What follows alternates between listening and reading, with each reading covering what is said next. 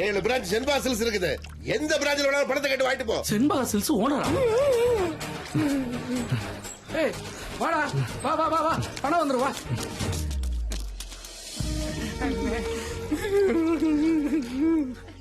பெரியப்பா